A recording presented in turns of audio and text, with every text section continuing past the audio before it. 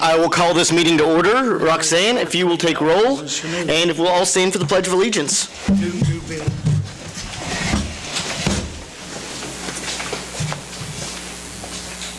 I pledge allegiance to the flag of the United States of America and to the republic for which it stands, one nation, under God.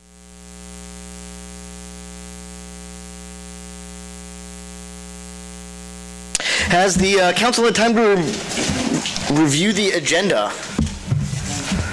Make a motion that we approve the agenda. I'll second. There's a motion and a second. All those in favor, please show a voting sign. Opposed, same sign. Motion passes. Persons who wish to address the City Council regarding items on the agenda may do so as that item is called. Persons who wish to address the City Council regarding items not on the agenda and that are under the jurisdiction of the City Council may do so at this time when called upon by the mayor. Comments on personnel matters, matters pending in the courts, or other jurisdictions or outside tribunals are not permitted. Speakers are limited to 3 minutes. Any presentation is for information only. Donna. Okay, this should be fast. I think we all should celebrate for getting that school bond passed. I've been here 54 years and saw one pass the La Harpe, so hooray for us. We need a pat on the back. Also, the trolley is now in, and it's just about ready to go. In fact, it's ready if it all works on Saturday. The other thing is the handicap is now accessible for women. We got that toilet in, and I gave the plumber, they called me the day before summer break. I said, we got 8 days before that 20-meet track team comes along. And they said, oh, you know about it? I said, Ray started it. I know about it. They got in, got through, and we have 3 bathrooms instead of 4 because the handicap takes up too much room. But the plumbers at the last minute said, Donna, we can't paint the floors because the cement has to dry 28 days. The other thing, they said, aren't you going to buy a new door? I said, for what? And they said, the entrance. I said, what's wrong with that? I'd never looked at it. It's always been open. Had a big thing of metal covering all the holes. So I said, give me a price and I'll tell you where not we'll do it. I put that on when I worked there. Thank you, Donna. I can go over 3. No, like only a minute there. You got another 2 minutes to... Okay. Anyone else wishing to address the council? Consent agenda. Council had time to review the consent agenda. Are there any questions?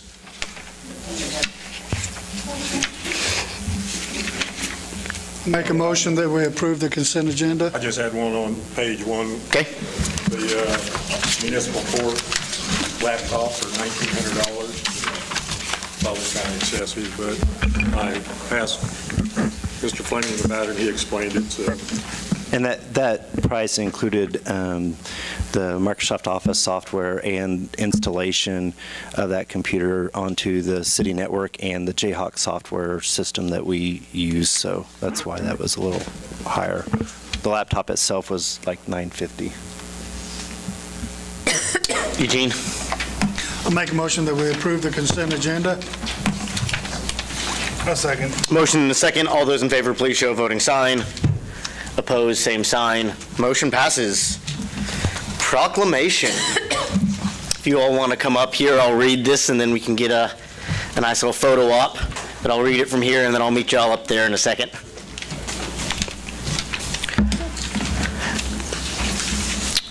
First off, thank you all for the work that you do. It's an honor to renew this that we do. Whereas children are the key to the state's future success, prosperity, and quality of life, and while children are our most valuable resource, they're also our most vulnerable.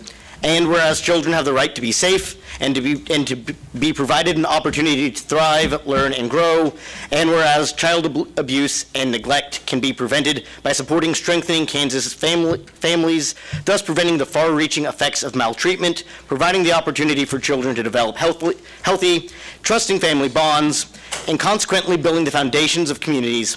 And whereas we must come together as partners so that the voices of our children are heard by all, and whereas a community extending a helping hand to children and families in need. And whereas by providing safe, stable, and nurturing relationships for our children, free of violence, abuse, and neglect, we can ensure that Kansas's children will grow to their full potential and next generation of leaders, helping to secure future of this state and nation. Therefore, I, Jonathan Wells, Mayor of the City of Iola, do hereby proclaim April 2019 as Child Abuse Awareness and Prevention Month. Thank you. We appreciate you doing that. We do have some other copies if you don't mind signing them. Awesome. We can get them later if you want to.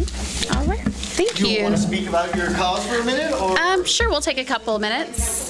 I'm Donita Garner. I'm the Child Advocacy Center Coordinator at Hope Unlimited. And we have Sheila Newman and Jennifer here with us. Jennifer's with CASA. We actually do this every April. I know that you get tired of seeing us probably, but we want to make sure that we recognize April as Child Abuse Prevention and Awareness Month, and we do lots of good work with kids. CASA has volunteers that work with every child that it comes into the court system that's a sync case. And over the last year, we actually had, in 2018, 188 sync cases, and so that is down from 2017 that we had 206, so that's a steady trend downward. So we're really happy to report that. The Child Advocacy Center serves children who have been sexually abused. We interview them and then take them through that court case and help follow them along and make referrals for therapy and try to help reduce that trauma. And Hope Unlimited encompasses lots of other services as well. We just want to make sure that we're here to stand for children and ask for you guys to do the same thing. Thank you. Thank you. Back to these.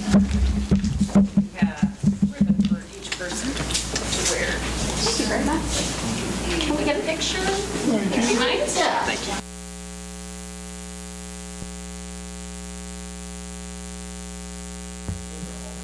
Okay. And then you got the official one that's sealed and signed there. Can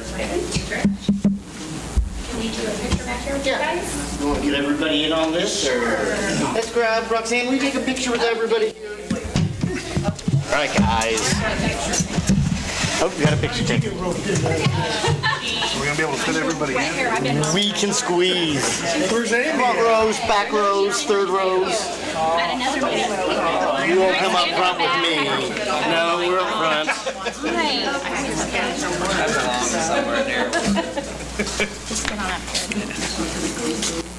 Yeah.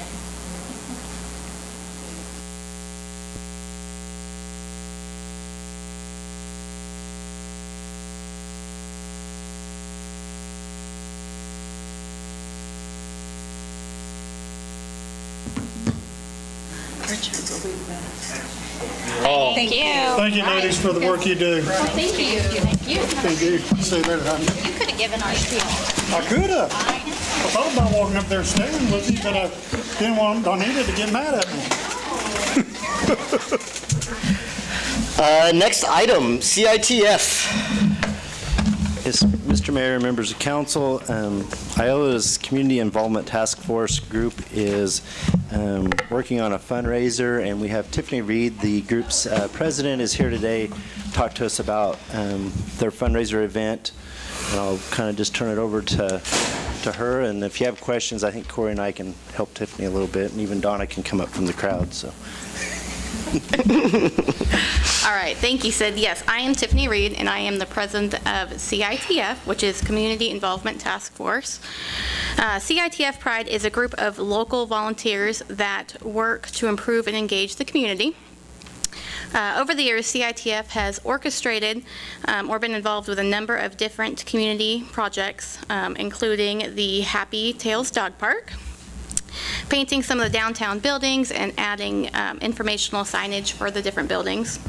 CITF also partnered with Kiwanis and the Veterans Day Committee to recognize our local veterans by adding pole banners along US Highway 54 and around the square.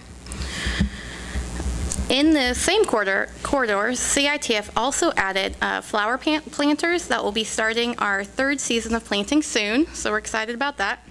Most recently, CITF updated the wayfinding signs around town with larger print, and with the help of Allen Community College design students, we created a community brochure. That brochure has been distributed around town and will be placed in several travel centers around the state and is available online. I am here tonight to ask you for the city's support for our Pride Fun Ride auction. CITF is coordinating 10 different vehicles to auction a joy ride to school. At this time, we have 2 antique cars, the Kiwanis train, Fearless Fred the trolley, and a piece of equipment or a tractor from O'Malley and Heartland Tractor. And so from the city of Iola, we are requesting the use of a police car, a fire truck, electronic bucket truck, and the street sweeper or a trash truck. The auction will be conducted through Facebook and will be open at 10 a.m. on April 19th, closing at 12 p.m. on April 30th. The winning bidders will get a fun ride to the last day of school, which is going to be May 14th. Proceeds for the auction will go towards CITF projects. We hope to repair and update the signage on the buildings around the square. Additionally, we also look to provide enhancements to the Disca golf course. Questions? Have you contacted the National Guards about doing anything? I don't think so. Since this is our first year, we didn't want to tackle too much, so we limited it to 10 and wanted to use our resources now. If this is a huge hit, maybe next year. Sid, what about the liabilities? We've talked to EMC and we have an email from them. As long as one of our employees is driving, we're good. You know, it'd be no different than a parade with the kids riding with their dad in their parade, would it? No. If I bid and win, will they drive me to the college on my last day of school? I think we're The only schools included are the elementary schools and the middle. we're going to do K through 8. That's a real bummer. Donna says $500 and it's yours. Does council wish to make a motion here or give staff some direction? I don't have an issue with it, but anything you can do to raise money, I think that's fine. I'd make a motion that we approve this request. I'll second that. There's a motion and a second. All those in favor, please show a voting sign. Opposed, same sign. Motion passes. Thank you. Thank you.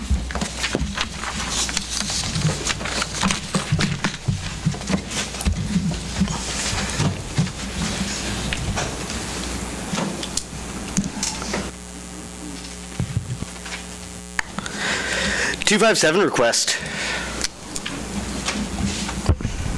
Mayor and Council, in your packet, you'll find a request from USD 257. They're asking to charge admission or a parking fee for the Iola High School games.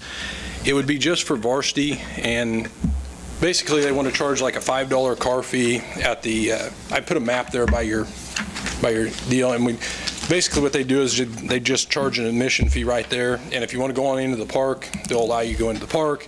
They're not going to say, no, you can't go to the ball game if you don't want to pay, but they're trying to recoup money for umpires and marking the fields and that type of thing. It's one of those events that most school districts have their own fields. I guess it's probably 50-50, wouldn't you say, Gene, as far as school districts having their fields? Myself traveling to those games, maybe 1 or 2 of them charge for events. They have to if they hold regionals. So if Iola was ever to hold a regional or a sub-state here, they're going to have to charge admission or they can't host it. But I was approached by the principal or the assistant principal last week. I told them they could do it last week as far as a donation, not charging, similar to what we did with the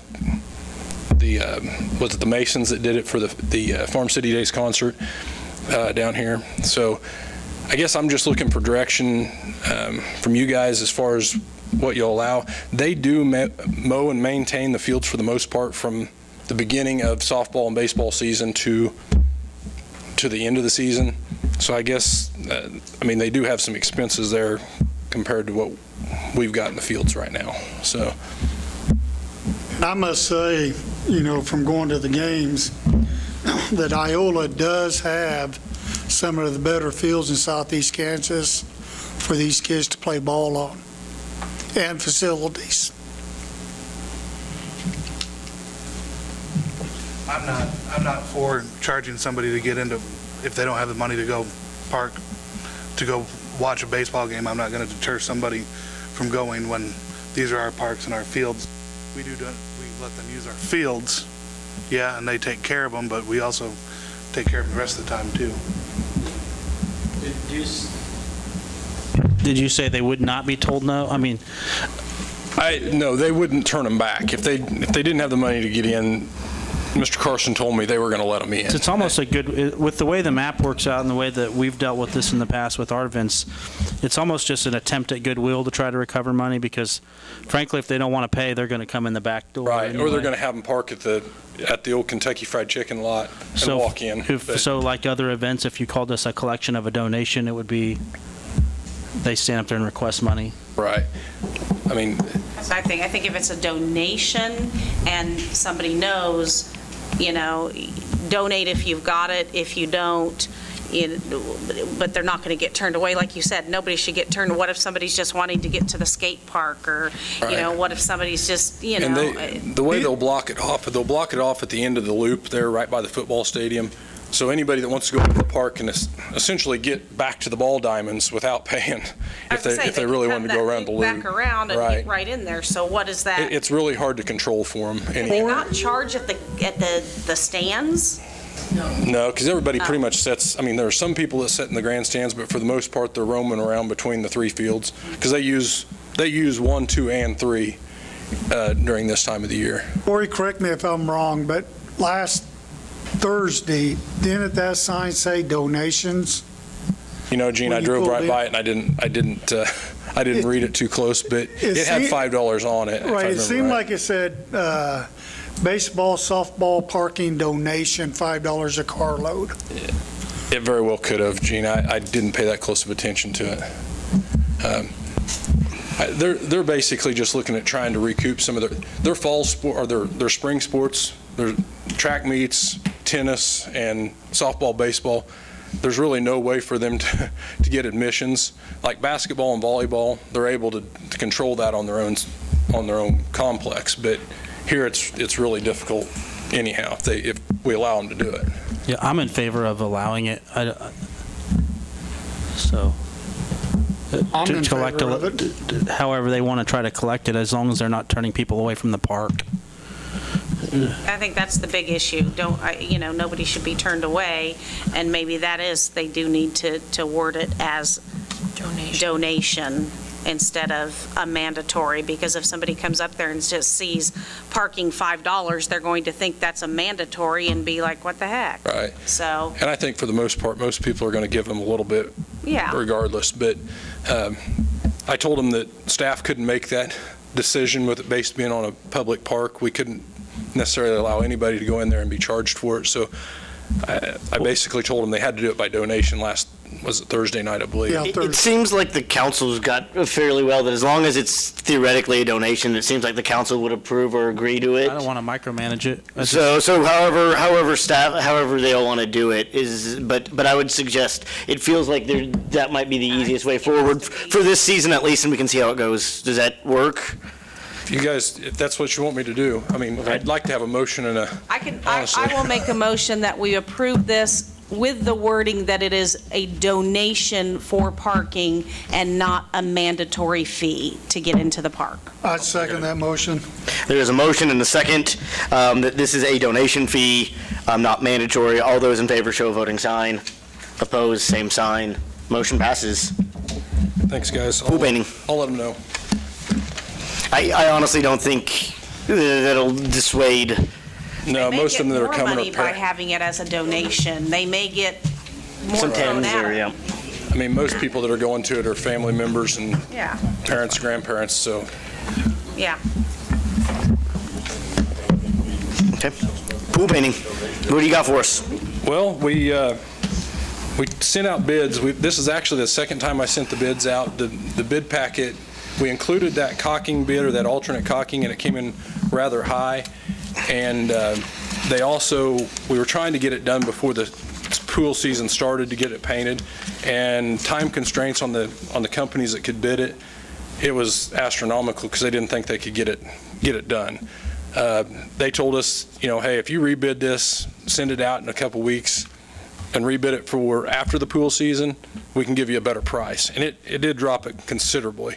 It was in the realm of, I think, $10,000 or $15,000 higher.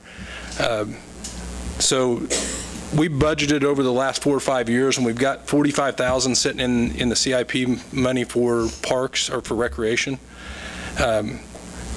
We're a little short there as far as budgeting goes. We feel like we can take care of that through chemical or the pool materials line.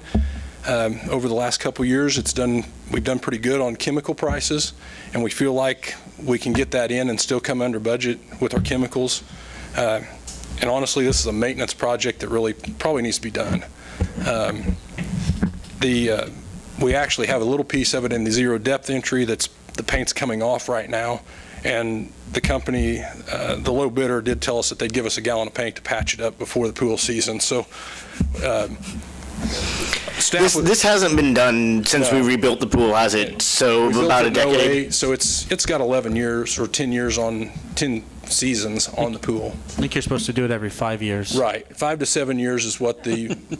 I mean, on a new install, you can probably get that out what we got out of it. We probably pushed it 2 years too long. This would have been a good project for that opt-in, opt-out water surcharge fee, especially since we're coming up a little short.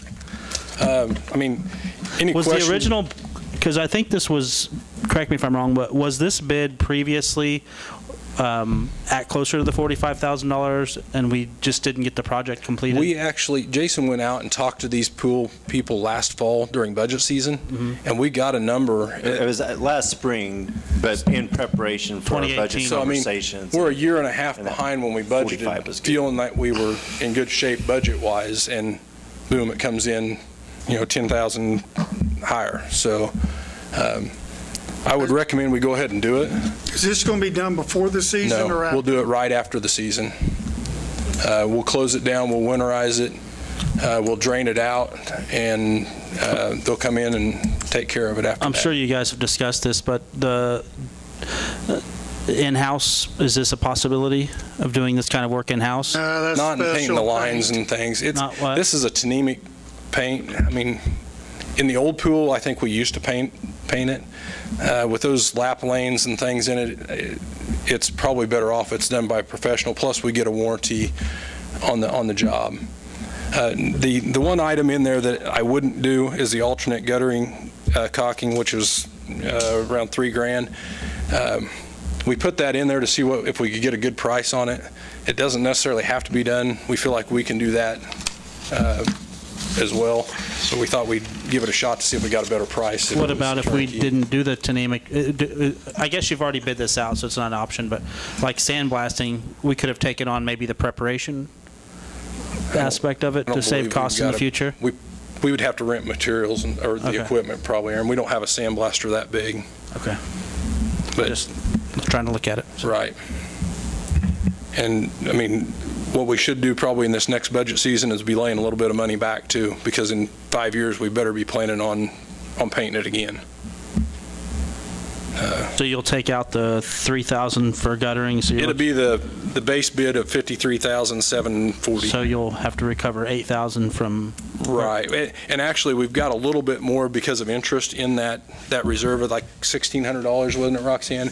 So it's a little less than that we'll have to absorb out of the recreation fund or out of the swimming pool. I'd make a motion that we accept the bid from utility maintenance contractors in the amount of $53,740 for municipal pool resurfacing painting project, and authorize the necessary the staff to execute necessary documents. I'll second that. There is a motion and a second. All those in favor, please show a voting sign. Opposed, same sign. Motion passes. Thanks, guys. Item A, new business.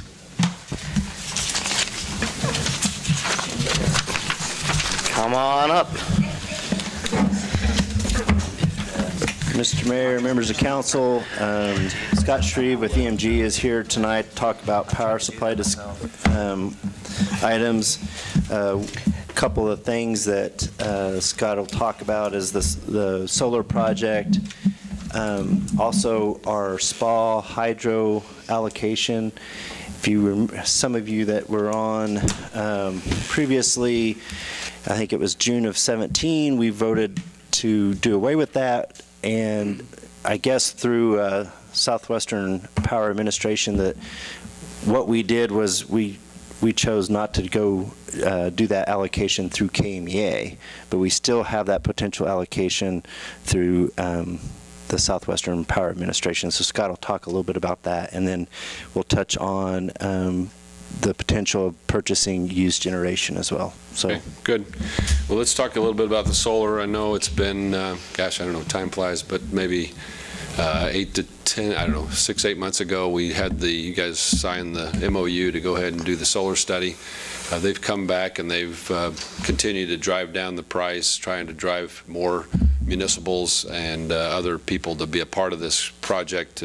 The more panels, the more megawatts they're able to drive down the price of the panels and inverters and racking and installation and engineering and all the entire thing. And so we were about $53 initially, and now we're under $50 per megawatt. It'll be it's a 30-year PPA for under 50. I'm sorry. Since we space these conversations out so often, could we maybe the acronyms? I don't keep up with. Sorry about that. Nope, that's good.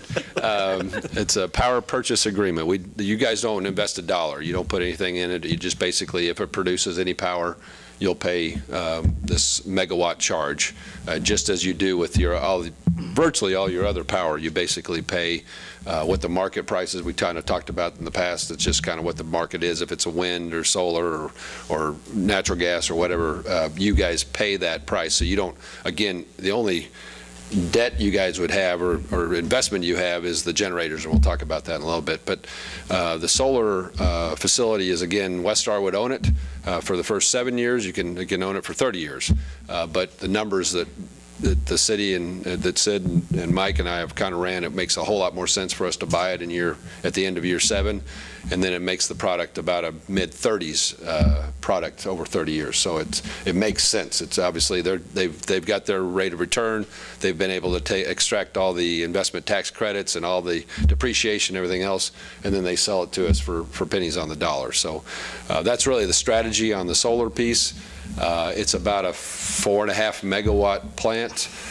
From that, we can get about 2.7 megawatts of capacity. And again, back to the capacity thing, we're 2.7 roughly. It'll vary, but it kind of depends on production and the peaks and sun and solar and all that stuff. But for the most part, we're talking about 2.7 roughly megawatts of capacity. And so again, we don't have to pay for that capacity. We're going to get that through the energy component, if you will, through this $50 power supply. So that's really, it's going to be about 7% of your entire supply is going to be from this solar production. You guys have about 8.5 roughly % from wind. So you would have about 15% of your entire load would be served renewable, if you will. And that's becoming a bigger thing. We kind of talked about that in the past. Walmart and you know, a lot of the industrial customers are asking to be sustainable, renewable, and so we now have maybe a product we can go to those folks and again hit them and see if there's an opportunity to provide them some renewable piece of that. So that's really the solar piece, and I guess I don't know. Over the 30, what's the payout for the city?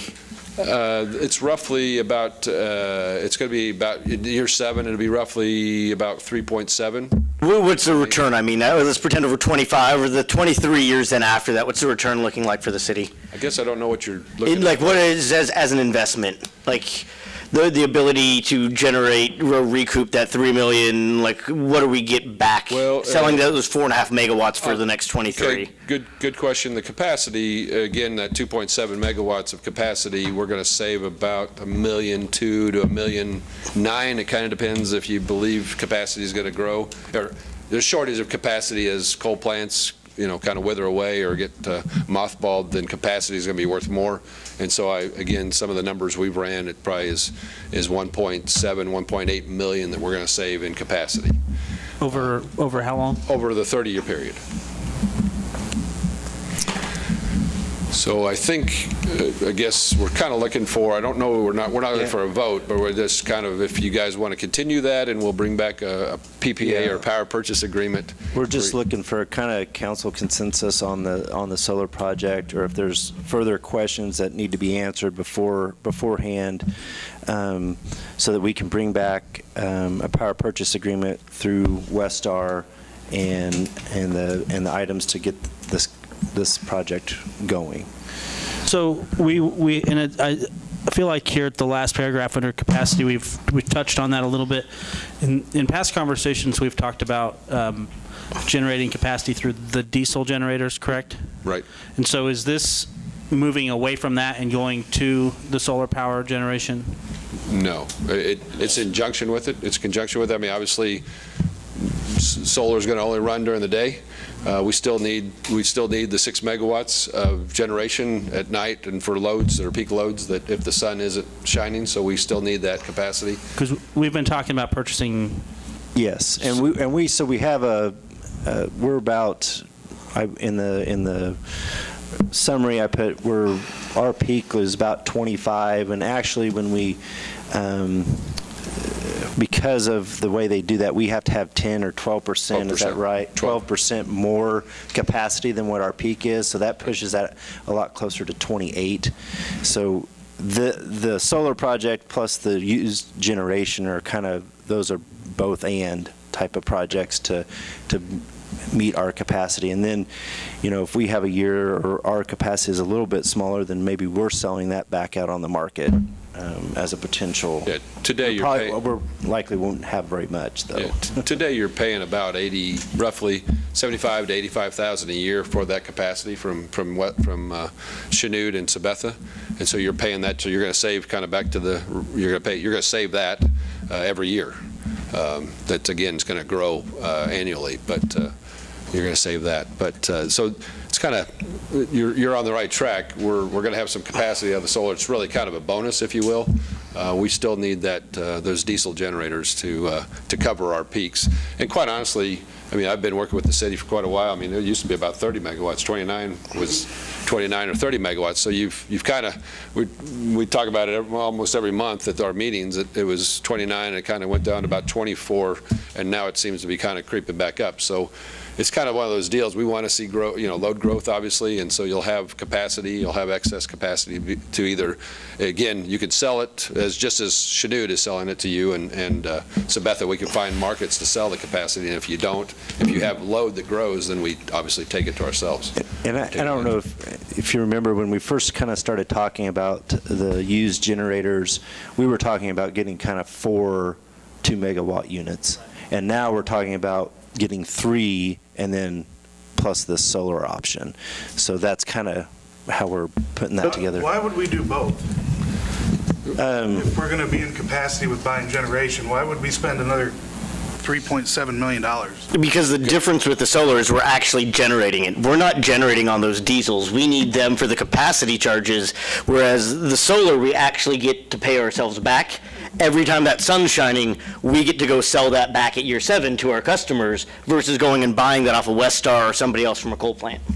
It's kind of it's confusing because there's capacity and energy, and we're getting the energy off the solar plant, and we're getting a bonus, if you will, for the capacity. The capacity, again, if it's a cloudy day and our load is 25 or 26 megawatts, we need those generators. We need those diesel generators to cover the load, and that's why it's kind of a catch-22. I understand what you're saying, but we really need both pieces. It's really, in my opinion, it's the best of both worlds. We've got really cheap capacity in these generators, the diesel generators, and we're getting a really good energy product that we're going to be able to buy out in year 7 to really drive down that price even more. So it's kind of a best of both worlds. I was listening to a couple of articles on NPR, and it turns out 2 big companies, one in Idaho and one in Montana, have pledged by 2020 that they're mothballing all of their coal fleets. And that they're replacing them with either wind or solar. And the question is then, as we move to this over the next 30 years, do you want to pay somebody else for this solar product, or do you want to pay yourself? And basically sell it back and make sure that we have our own market access. And what we're doing here is ensuring our future and ensuring basically the viability of keeping our product cheap Like, we know the cost now for the next 30 years for 8% or 10% of our Correct. of our load. If this document already exists, sorry, and I've missed it, but if it doesn't, would it be too much trouble to create a 1 or 2 page memo that consolidates? We've had about 4 or 5 conversations about this solar project over the last year, so that's a lot of space and time in between all of the information. Would it be possible to have that given to us in a kind of a workflow format with some colorful pie charts and graphs and costs versus I think benefits? between Scott and I, we could probably provide that. Break it down for us like a first grader. It is complicated, and again, energy. You're buying energy, and you bring up a great point. We're fixing the costs for a piece of the power of the cities, and because we're kind of a byproduct, like I said, we're getting some capacity from it. So when you do that document, if you could use like layman's terms, just easy terms, things that we can understand. Just what our costs are, Yeah, I mean, it's easy to get lost when you're there talking, because I know you obviously know what you're doing, and sometimes it's like you're speaking Chinese. Apologize. And I don't understand. I've never been accused of being able to talk Chinese, so well, I that's appreciate kind of what it's like. It's like listening to someone speak a foreign language, because there's so many terms and so much stuff, and I don't understand all of it. So to have it explained, as Aaron said, and in one document consolidated to all of these different conversations that we've had, that put it into an explanation that would be a little bit easier to follow and understand, would be really appreciated. Yeah, I'm really just wanting to know cost-benefit analysis. That's that's what I'm going to base a lot of my decision-making on, is on that. How much did we spend last year in capacity? Roughly $75,000.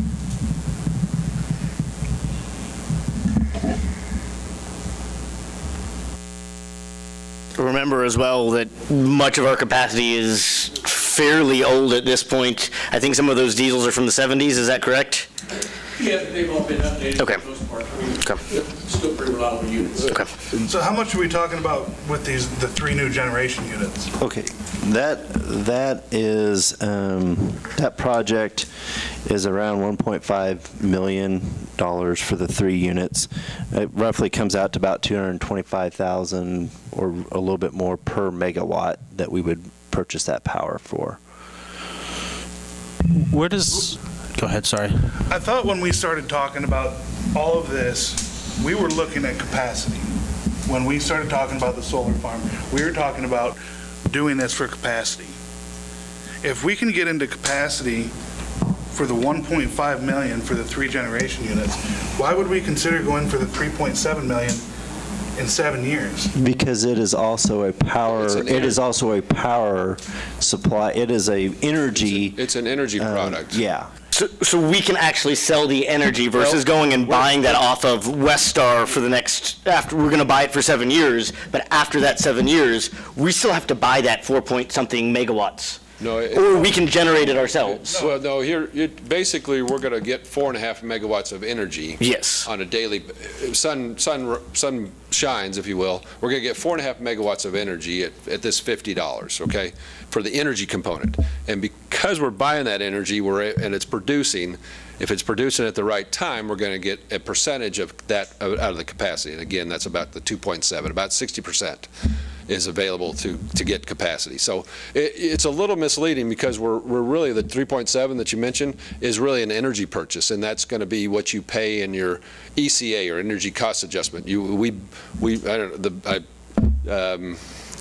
spend come on, help me here, $5 million.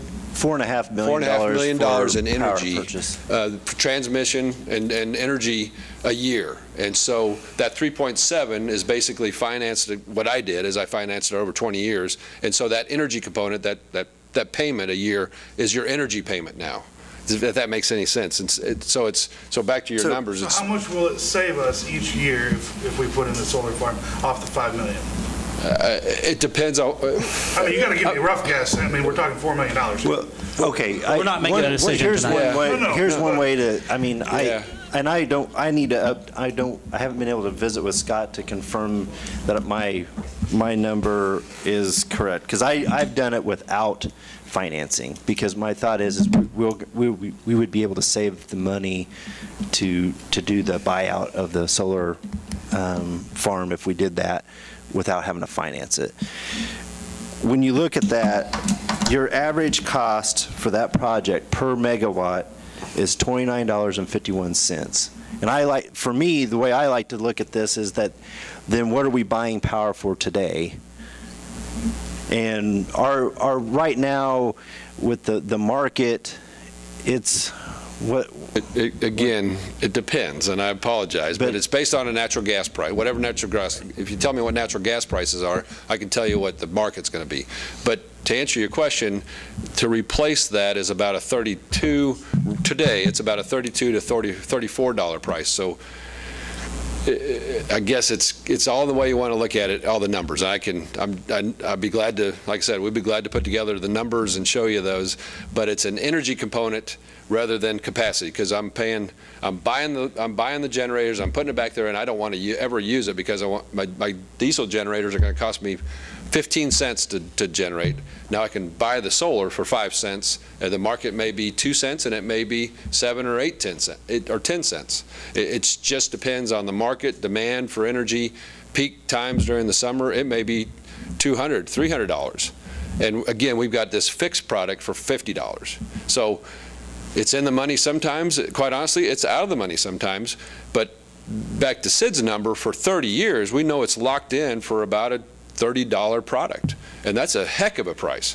I would take that today, but you kind of, how do I finance it? And this is what Westar is financing it, if you will, for the first 7 years, and then this buyout allows you to get these kind of numbers. And I'm sorry, I'm not trying to complicate it, but I'm just saying that's the energy component that we're going to spread over 30 years.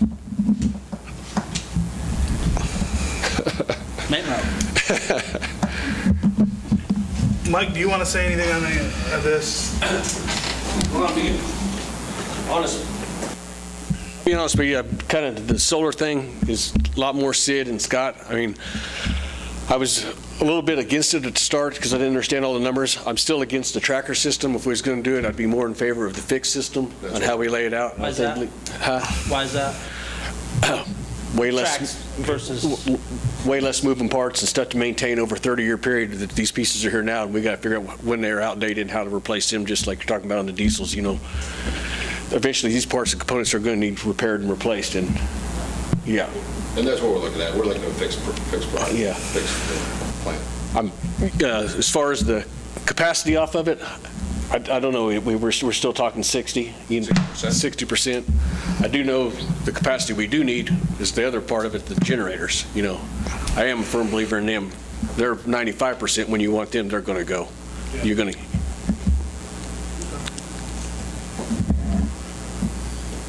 Any more questions from me? Thanks, Mike. Well, it looks like natural gas was down today. Yeah, it's down. It's going down. I mean, it's warm outside again. Yeah, exactly. When we had the wait till it gets to 100 outside and see what the price of energy do again. I mean, it'll spike again. Gas went up to $8 to $14 when it was cold January, February timeframe. So the market blew out. So it's just hard to say what that is, but we have a pretty good feel what you paid historically, and if we plugged in, and that's what we did, we basically plugged in a fixed system in 2018. Here's what you'd paid, here's what you did pay, here's what you would have paid with the solar. We can do that. Then what is the market going to be in 10 years, 20 years, 30 years? And coal is going away, and they're replacing it with natural gas, and natural gas is higher than coal price-wise, and it's again, we believe natural gas is going to be low for 3 or 4 years, and then the projections are that natural gas is going to float up again. So right now, the market's cheap, and that's what we did. We got rid of all our contracts and basically said we're going to go as much as we can in the market. Now is an opportunity. Again, the city doesn't have to do it at all, but the solar seems like it's a great opportunity to fix your prices for 30 years. And today, it's a slight premium, depends on the time and the day of the year, if you will. So, I guess I would kind of put it this way. How many of you would agree to fix your electric prices at your house right now, today's price, for the next 30 years? I would take that deal if you said, you're going to pay this price today for the next 30 years. I would go ahead and say that's a pretty safe hedge. I mean, and I don't think that's much of a gamble just with inflation. If you factor in 2% inflation over the next 30 years. Again, it's not your entire load. It's right. 7% of your load. Right, but I'm just saying for that peak. That right. portion of it. Right. But we can get together the information and. Appreciate it. Yep. Yep. So then the third piece, I guess, is this, as Sid was talking about, the Southwest Power Administration. We call it SPA, sorry. The city, like Sid said, we kind of canceled our contract with them, and again, it's a capacity and it's energy piece. It's a pretty cheap energy piece, but it kind of depends on the flow. How much rain is there? Back to the market. When there's no water to be coming through the dams, then the market. This product that we send to the city each month is maybe at $80 or 8 cents a kilowatt hour. Last month there was a lot. It was rained a lot, and we got it for about 3.5 cents a kilowatt hour. So it varies all over the board. We canceled it because it's a $60 or $70, $80 product, and we could do better. But now it's about a $50 product, and again, we're saying it's not a bad product. We'll take it, just as we're talking about the solar. And then the flip side of that is we can flip that, if you will. We can take it as we could sign the contract, and we've got somebody who is willing to take that piece of power off our hands. And so we're basically going to.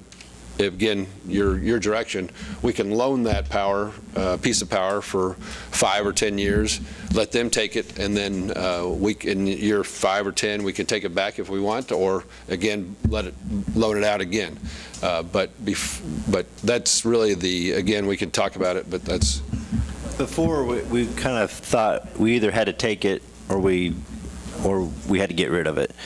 Now, with talking with Southwestern Power Administration, that we could retain that hydro allocation as our product and loan it out so that it's not costing us anything, but we still retain it so that at some point in the future, if we decide, you know what, that is an allocation that we want to utilize, then we still have that ability. And we can set up the contract with, or the plan would be to set up the contract with Southwestern Power Administration to run as long as the loan program ran, and so at that point then we would renew if we wanted to, or and we'd make that decision 5 or 10 years from now, but in the meantime we wouldn't be utilizing it. We would just keep the rights to it, so to speak. Is that a fair assessment? Okay. That's correct. We've already saved money just by dropping out of KVA. Right. Yeah. Right. Natural gas closed at 2.7178, whatever that means. Yeah, it's two. So if I understand the hydroelectric right, it's kind of like, let me put an analogy. It's kind of like water rights for a farmer, what we're doing. If you don't use it, you lose it, but you can also lend those water rights out or sell those water rights to somebody else for a price. And if they agree to buy it for 5 years, you retain those water rights on this property, even though you're not using that necessary water right. It's exactly the same Okay. principle. How much does it cost for us? How much does it cost for us to have ownership of that? It won't cost us anything. We're going to basically extend the agreement to someone else, and they'll pay that. But if somebody were then to come back and say, so if we didn't have a buyer on the other end, it would be at a cost to the city. The cost is, again, back to that energy and capacity piece. It's about again, it varies, depends on how much water flows. It could be a $50 product, or it could be an $80 product. Could be actually a $30 product. I mean, it just depends. We've had a lot of rain, and we've been able to get a lot more supplemental energy with it, but it ranges anywhere from $35 to $80, or 3.5 cents to 8.5 cents a kilowatt hour. So it's not cut and dried. It's not black and white. It varies. The market. Right, exactly. It's the stock market. It is a market.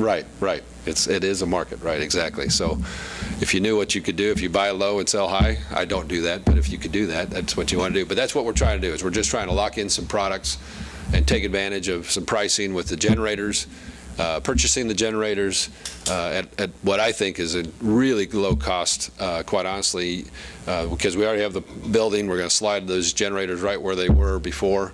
And I personally, I like it. I like the mix of the diesel generators. All we need is iron in the ground. We just have to point to generators in the ground, and then we can go buy that energy from the market. We buy it from, again, all sorts of places. But we've been setting money aside for these generators over the last 5 or 6 years, haven't we? Yes. Because I know me and John last time really pushed that setting money back when I was on the council. Yeah, that project would not need to be financed either. Okay. We have about, actually in the electric utility CIP, we have $2.35 million budgeted for generation, additional generations. So. Mike, do you got any idea how hard it would be to install those generators and the potential cost of installing them? It's mostly a turnkey project that we got set up here. The city's got a very minimal impact on the whole project. I mean, just some minor stuff we got to take care of, like the services and getting utilities to it. But as far as the installation, it's going to be a turnkey project on this price per kilowatt. Well, I mean, whoever we buy them from, are they going to come in and install them? That'd be the turnkey part of it. That's who they're going to take care of it for us, correct? Okay. That seems like the way that we need to go now with so we can stop buying capacity if we've got the money set back. Yeah. Where are we going to generate the $3.7 million from in 7 years? Well, this project would be, you'd save about $1 million from what we have saved back if we do this project. Yes, and so we have another $1 million that we had earmarked for additional generation.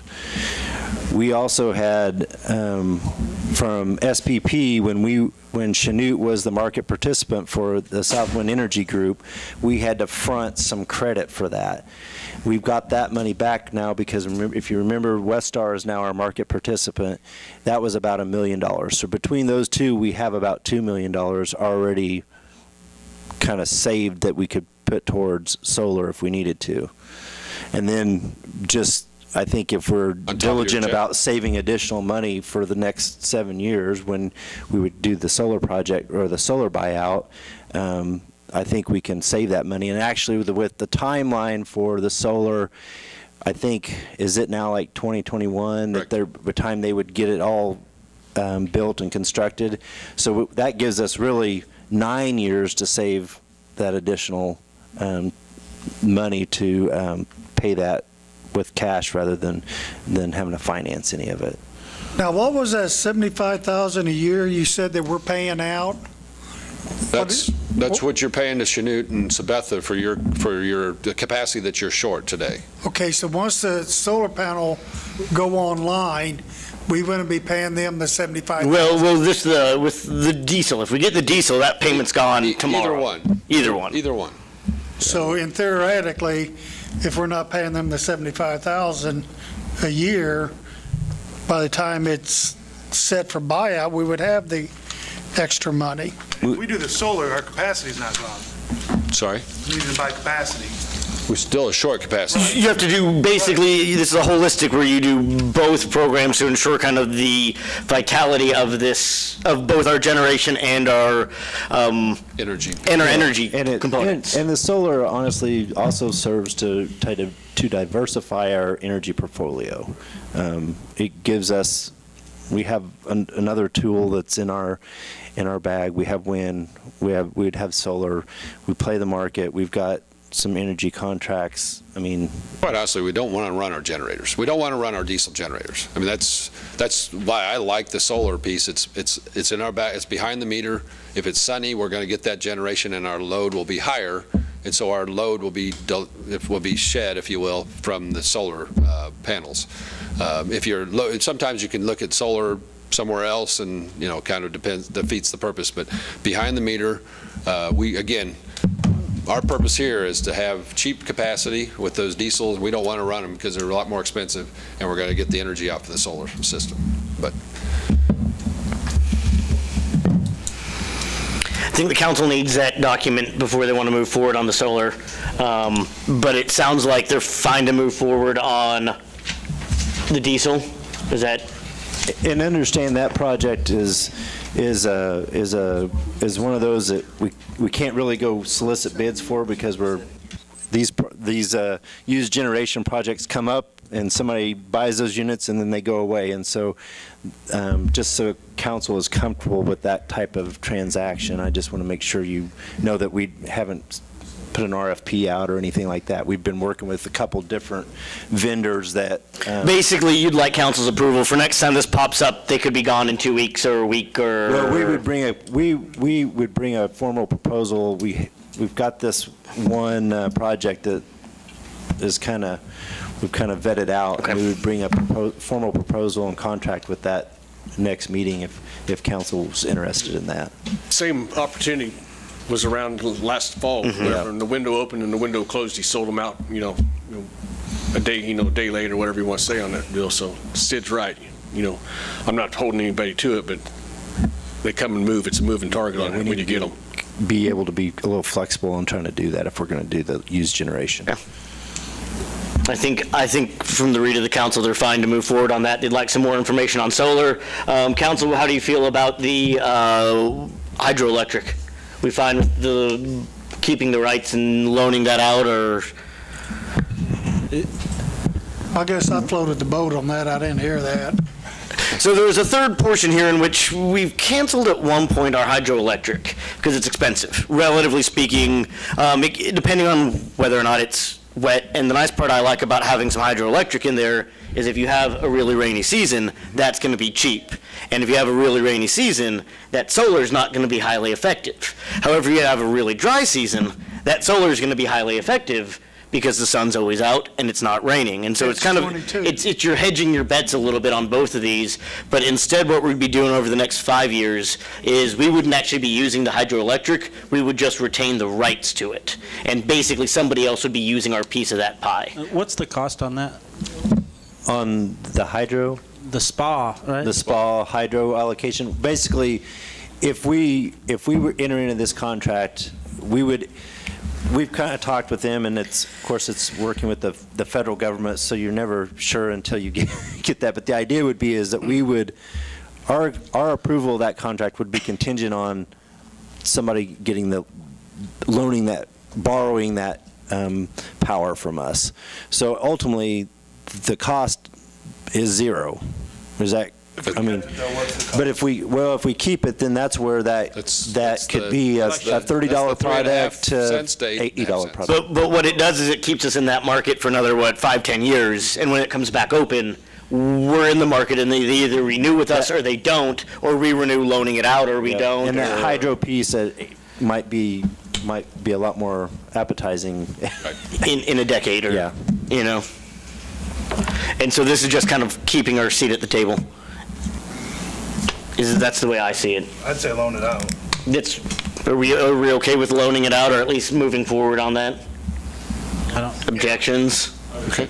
You would keep it, with the opportunity to flip it. Well, I think that's what he's saying. We're keeping it. We're going to loan it out. Yeah. Yeah. So we'll come back here probably pretty quickly, the next meeting or two, with an agreement that basically the city will need to sign, that they're going to extend the agreement, and we're going to then look. We've got a borrow in mind, and we'll work through all that hopefully in the next month or so. How long do you get the generation, you say? I think basically if we get approval next meeting, I think the timeline is late October, November to do startup? Yeah, I believe that was our timeline by December. We'd like to have them on the site, ready to capacity test next year so we get credited for them to eliminate the capacity payment as soon as possible, which would be 2020. That's our plan when we walk through it with them. And is the city quarry, are they still willing to do whatever gravel work or dirt work? Are we still willing to do that like we talked about last time? There really won't be much of that out there, Gene. We're just going to slide them right in where we took the ones out, I don't know, 5, 6, 7 years ago. We're just going to slip them right on in the same holes, and very little civil work like that, gravel or whatever, had to be maintained out there. And I imagine all these are RICE compliant and all that kind of stuff, and it has all the catalysts and converted already over. They will be. Yep. That's included. Okay. Okay. Good. I think we got our marching orders. You're okay with the spa? It sounds like the generators are going to move forward, and then we'll just get you some more information on the solar. And again, you guys don't have to do it.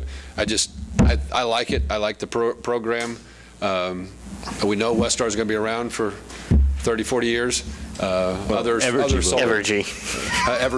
Yeah, but they'll be around. The other solar developers that have been around, they're the number 1, number 2, number 3s they're bankrupt now. So I just like the program, and we've worked through that they're able to. They're again willing to take advantage of the tax credits and all that stuff, and then pass this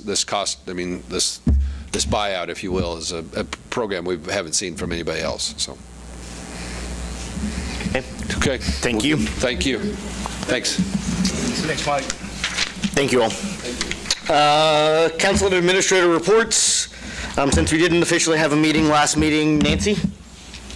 Nothing. Okay. Mark? Thanks to the city crew. I saw them out this afternoon, and they're clearing up. Good service that we provide. Spring cleanup is underway. Aaron? What? That's cool. It's my turn? Yeah. I don't have anything, but I do 3 minutes. I do wonder if Gene has any natural gas cost updates. Market's closed today. Chase. Gene. Yeah, I got a couple things. First off, I'd like to thank the city staff, Corey and Sid, over the last week or so for helping me work through some questions that I've had in a timely manner, and Greg Hutton too. Second, I've been approached about the speed limit on North Cottonwood and Miller Road. Where are we at on that? I would like to know that they're not opening back up anytime soon or sold or buying. You know, I know that they're closing it. It's doubtful. For me personally, I know that everyone wants it faster, but I would like to at least wait until after the summer. For me personally, just to be on the safe side there, that they don't decide to reopen this up, or somebody buys it out, or something happens there, and then we have to go change it all back. Does that make sense? Yeah, well, I mean, I've just been approached about Miller and North Cottonwood. And one last thing, I don't know if I can say this or not, but I don't know if anyone's went to Boland's Meat and Eatery. I tell you what, folks, if you haven't went there, that's a great place. I've been going there daily, grab and go breakfast. It's good. So everybody go check it out. That's all I got. Danny? I don't have anything. How much did you pay for that advertising? Nothing. As for me again, thank you, City Crews. Remember, as it stays lighter out, and as we get into summer, kids are going to be on their bikes. Slow down. It's yield to pedestrians in the crosswalk. That even means on Lincoln. That does not mean speed up and hope that you can pass them first. They're in the crosswalk. Give them the right of way. Slow down. Stop. Keep your eyes out for the kids. There's a drain in front of Casey's that seems like it's just getting worse and worse. And what's the deal with it? Talking about the one right at Elm Street. North and south, yeah. That's a very shallow drain, and we have problems with those steel grates on the concrete breaking down underneath the semi. It's something we're going to address with 54 Highway, I can tell you that. Right now, we just keep raising them, putting some Okay. expansion underneath, try to keep it from gravel. And I did have some complaints from some people on the fire department. They had the Moran truck's been running most of the transfers to Wichita and Kansas City, sometimes 3 a day. And that might not sound like a lot, but when you're doing 6 hours per trip and then an hour in between for paperwork, and we're putting these crews on the road in the middle of the night, running to Wichita and back, it's a safety concern. It's a huge safety concern. And I would like them, in the future, have them, that's a personnel kind of conversation, and that's something that should be directed through administrative staff first before coming to a council meeting. There's things that have been brought up before that haven't been addressed, so there it is. Kim? 0. Sid? I think I have anything to add. I was just going to talk about cleanup week is underway. We've got, and I think in the next coming weeks we'll have, they'll start doing crack filling, so ahead of the chip seal project, so the streets they'll be busy on the streets in the next few weeks. What area are they chip and sealing this year, Corey?